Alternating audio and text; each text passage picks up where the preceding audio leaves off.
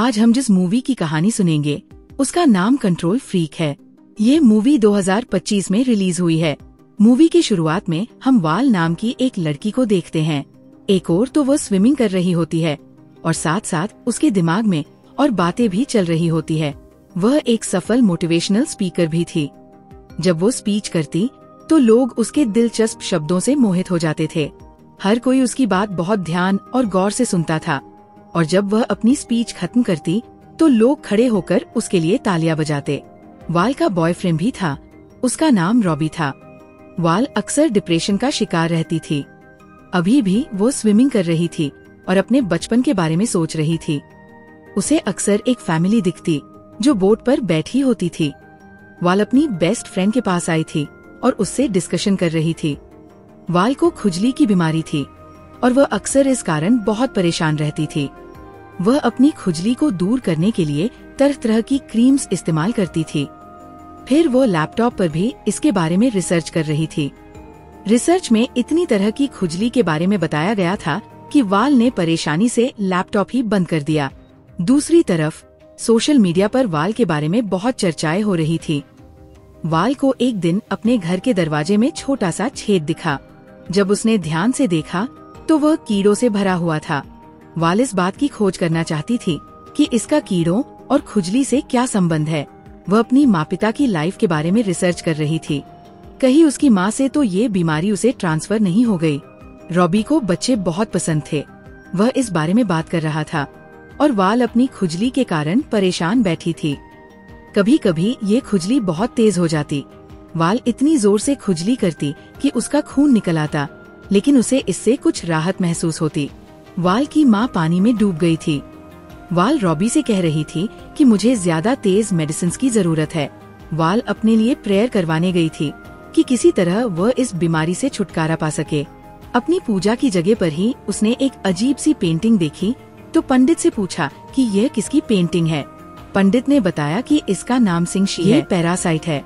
जैसे ही वाल ने पंडित का हाथ पकड़ा, पंडित के बाजू से कीड़े निकलने लगे। वाल तुरंत पीछे हट गई। पंडित के जाने के बाद वाल ने ड्रॉवर से एक चाबी चुरा ली और वापस आ गई। रास्ते में भी उसके सिर में बहुत खुजली हो रही थी। वाल ने कार के शीशे में चेक किया। उसके सिर का जख्म काफी गहरा था। वाल अपना बर्थ सर्टिफिकेट लेने के लिए आई थी। तभी वहाँ किसी के रोने की आवाज सुनाई देने लगी। वाल पूछने लगी कि कौन रो रहा है। उसने आसपास देखा, लेकिन उसे कोई नहीं दिखा। वाल ने महसूस किया कि उसकी बॉडी पर कीड़े चल रहे थे और एक हाथ उसे पीछे से पकड़ने की कोशिश कर रहा था। वाल वहाँ से तो वापस आ चुकी थी और आज उसकी स्पीच थी। उसने हमेशा की तरह बहुत अच्छी स्पीच दी। घर आकर वाल अपना काम कर रही थी। तभी किसी चीज के नीचे गिरने की आवाज आई। वाल ने जाकर देखा तो ये एक एल्बम था। इस एल्बम में वाल और उसकी फैमिली की तस्वीरें थीं। वाल ने एक तस्वीर में अपनी माँ के बाजू पर जख्म के निशान देखे। कुछ तो ऐसा था जिसके बारे में वो नहीं जानती थी। वाल और रॉबी ने शादी कर ली थी। रात को खाने की टेबल पर रॉबी वाल को यही समझा रहा था कि जो कुछ भी तुम्हारी माँ के साथ हुआ उसमें तुम्हारा कोई दोष नहीं था, ये तो एक एक्सीडेंट था।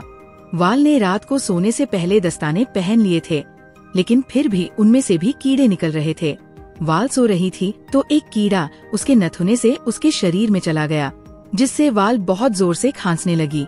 उसे ठीक से सांस नहीं आ रही थी और उसके मुंह से कीड़े ही कीड़े निकल रहे थे, लेकिन ये उसका भयानक सपना था। वाल अब संगीशे के बारे में रिसर्च कर रही थी। पंडित को भी इसकी खबर हो चुकी थी और वह संगीशे की पेंटिंग पर जंतर मंतर पढ़ रहा था।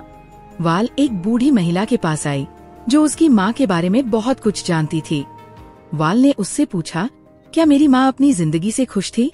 तो बूढ़ी महिला ने कहा, हाँ बिल्कुल। इस पर वाल ने उसे अपनी माँ की वो तस्वीर दिखाई जिसमें उनका बाजू बहुत जख्मी था और पूछने लगी, ये क्या है? क्या मेरी माँ को कोई बीमारी थी या फिर कुछ और ऐसा जिसके बारे में मैं नहीं जानती, लेकिन अब जानना चाहती हूँ। बूढ़ी महिला ने कहा, उसके साथ बहुत भयानक घटना हुई थी, पर अफसोस मैं उसे बचा नहीं सकी। और अब कोई और सवाल मत पूछो और हाँ, अपने पिता से दूर रहो। वाल की खुजली बढ़ती ही जा रही थी। वो बहुत परेशान थी, लेकिन खुद को रिलैक्स रखने की कोशिश कर रही थी। वाल का शूट चल रहा था तभी उसने दीवार पर अपने पीछे आत्मा को देखा। रॉबी वाल के बारे में परेशान था और इस बात को वाल की फ्रेंड के साथ डिस्कस कर रहा था, लेकिन वो कह रही थी कि वाल तो बिल्कुल ठीक है, मुझे ये तुम्हारा वहम लग रहा है। स्विमिंग करते हुए वाल को अपनी माँ फिर से पानी में डूबती हुई महसूस हुई। वाल ने अनजाने में रॉबी को भी जख्मी कर दिया था। रॉबी के हाथ पर वाल का खून लगा तो वह उससे पूछने लगा, ये सब क्या है?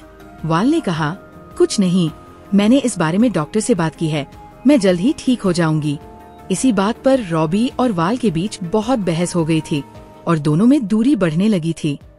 सोने से पहले वाल ने अपने दोनों हाथों को बांध दिया था ताकि वो खुजली न कर सके, लेकिन रात को वही संगीशे नाम की आत्मा आई और वाल का हाथ खुद ही अपने सिर की तरफ बढ़ने लगा। उसने खुजली करके फिर से अपना खून निकाल लिया था। वाल सिचुएशन को कंट्रोल करने की बहुत कोशिश कर रही थी, लेकिन वो ऐसा कर नहीं पा रही थी। वो खुद बीमार थी और इसीलिए बच्चा पैदा नहीं करना चाहती थी, लेकिन रॉबी को बच्चा चाहिए था, इसलिए वो उससे बहुत नाराज हो गया था और घर छोड़कर चला गया था। मोटिवेशनल स्पीकर का इम्तिहान शुरू हो चुका था। वाल ने फिर से अपने घर में बहुत से कीड़े देखे तो उसने उस दीवार को तोड़ना शुरू कर दिया जिसमें से कीड़े निकल रहे थे। उसे अपनी ही की गई स्पीच याद आती थी। पंडित वाल के लिए नाश्ता लेकर आया था। पंडित ने वाल को बताया कि बचपन से ही संगीशे नाम की आत्मा उसके साथ है। जाने से पहले पंडित वह चाबी अपने साथ ले गया जो वाल चुरा कर अपने साथ लाई थी और साथ ही उसे कहकर गया कि तुम बिल्कुल अपनी माँ जैसी हो। पंडित के जाने के बाद वाल की तबीयत बहुत खराब हो गई थी। वाल फिर से उसी जगह पर गई जहाँ से वह अपना जन्म प्रमाण पत्र लेकर आई थी। उसने वहाँ से कुछ और पेपर लिए और वापस जाने लगी। तभी उस जगह पर लाइटें ऑन होने लगी और वाल को अपनी माँ का चेहरा याद आया जिस पर कीड़े चल रहे थे। वाल वो पेपर लेकर घर आई और उन्हें गौर से पढ़ने लगी। उन पेपर्स में हिंसा करने के बारे में लिखा था और साथ ही संगशी की तस्वीर भी थी। वाल ने रॉबी को कॉल किया, लेकिन वह उसकी बात सुनना ही नहीं चाहता था। बाहर बहुत तेज बारिश हो रही थी। अचानक वाल के सिर पर भी पानी टपका तो वो खिड़की के पास जाकर खड़ी हो गई। वहाँ उसे फिर से अपनी माँ नजर आई जो पानी में डूब रही थी। वाल जल्दी से पंडित के पास गई और उससे कहने लगी कि मुझे उस रहस्य के बारे में जानना है जिसके बारे में मैं नहीं जानती। तभी पंडित उससे गुस्से में बात करने लगा। तभी वाल ने चाकू पकड़ा और पंडित से कहने लगी, सच सच बताओ, तुमने मेरी माँ के साथ क्या किया था? पंडित ने कहा, मैं सिर्फ तुम्हें बचाना चाहता था, लेकिन मैं ऐसा कर नहीं सका। पंडित ने वाल को बताया कि जंग चल रही थी, शहर के हालात ठीक नहीं थे। उसी में मैंने एक लड़की को गोली मार दी। जब वह लड़की मरी तो उसके अंदर से एक शैतानी आत्मा निकली। वह मुझे पकड़ने वाली थी, लेकिन मैंने खुद को बचा लिया। तभी उस आत्मा ने मेरी जान नहीं छोड़ी और वह तुम्हारी माँ को परेशान करने लगी और तुम्हारी माँ के बाद वह तुम्हारे पीछे पड़ गई। वाल ने पंडित के पीछे उस आत्मा की छाया देखी। वाल ने कहा, झूठ, तुम झूठ बोल रहे हो। तुमने मेरी माँ का गला दबाया था। पंडित वाल का पिता था और वाल ने उससे कहा था कि तुम ही मेरी माँ के कातिल हो। मुझे झूठी कहानियाँ मत सुनाओ। वाल का पिता रोता ही जा रहा था। वाल उसे वहीं छोड़कर जा चुकी थी। वाल ने रॉबी को मनाने की बहुत कोशिश की, लेकिन वह उसकी बात सुनना नहीं चाहता था। वाल फिर से जोर जोर से खुजली करने लगी। आज वाल की स्पीच थी। उसने एक लड़की को स्टेज पर बुलाया और उससे कहने लगी, जब तक तुम खुद अपने लिए कुछ नहीं करोगी तो कोई दूसरा भी तुम्हारे लिए कुछ नहीं कर सकता। तुम्हें अपने लिए खुद ही लड़ना होगा। इतना कहना था कि वाल की तबीयत स्टेज पर ही बिगड़ने लगी। वह सिर पर खुजली करती हुई वहाँ से जा चुकी थी। रॉबी उसके पीछे आ रहा था। वाल गाड़ी को तेज तेज चलाती हुई घर आ चुकी थी। उसके पिता बेड पर सो रहे थे। वाल उनसे कह रही थी, आप ठीक कह रहे थे, हमें मिलकर संगशी का सामना करना होगा। लेकिन ये क्या? उसके पिता की तो मौत हो चुकी थी।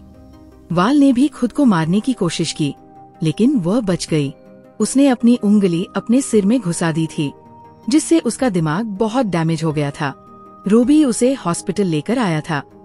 संगशी वाल के साथ ही थी। रॉबी ने वाल का बहुत ख्याल रखा था। वो हर वक्त उसके साथ साथ रहता था। वाल रॉबी से कह रही थी कि मेरे अंदर कोई और भी है जो मेरे साथ ये सब कुछ कर रहा है, तो वह उसकी बात सुनकर वहाँ से चला गया। वाल अपनी ही वीडियोस देख रही थी ताकि उसे हिम्मत मिल सके। रोबी सुबह निकला और शाम को घर वापस आया था। वाल ने उसके लिए खाना बनाया था और उसके खाने में कुछ मिला दिया था जिससे वह बेहोश हो गया। वाल ने तभी उसे बांध दिया। उसने खुद को छुड़ाने की बहुत कोशिश की, लेकिन वो खुद को छुड़ा नहीं सका। वाल ने अपने आसपास शीशे लगा दिए और उसमें देखकर कहने लगी कि सामने आओ तुम, जो कोई भी हो, मैं आज तुम्हारा सामना करूंगी।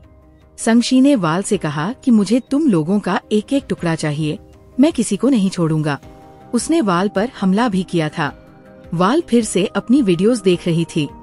उस समय उसे मोरल सपोर्ट की जरूरत थी, लेकिन वह एकदम से हाइपर हो गई। वाल अपने लिए कुछ बना रही थी। रोबी चीख चीख कर पूछ रहा था कि तुम क्या कर रही हो?